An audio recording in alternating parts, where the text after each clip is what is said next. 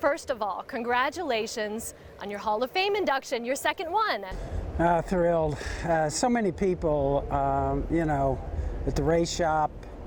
I went back in the history of things. I don't think I did a good job of thanking everybody. It's just so many people that work so hard, and then I wind up in the middle of it and I get shoved up front. What's your reaction when you hear that you were the only person to be inducted to both the Pro Football Hall of Fame and the NASCAR Hall of Fame? It's been like a dream, really. I really think I've been fortunate enough to be around the right people. And when you get the right people together, if you get the right 45 football players, they're going to make you look good.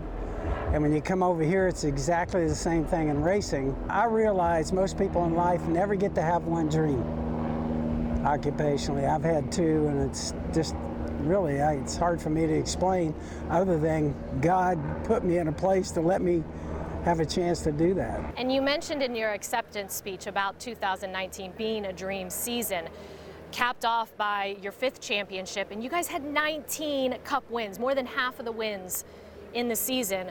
But on the other side of that, you had the biggest loss of your life.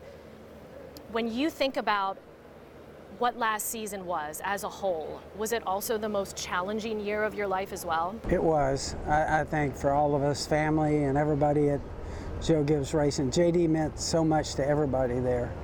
And JD had spent his whole occupational life building the race team. And we looked up to him, we miss him so much.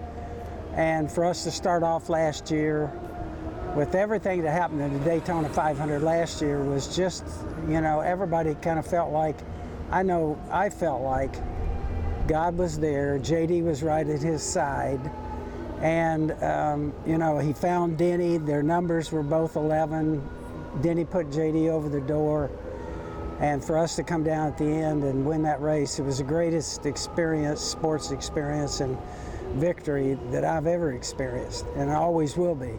As I mentioned, such a phenomenal season with all the accolades I touched on earlier. How in the world do you top that this year?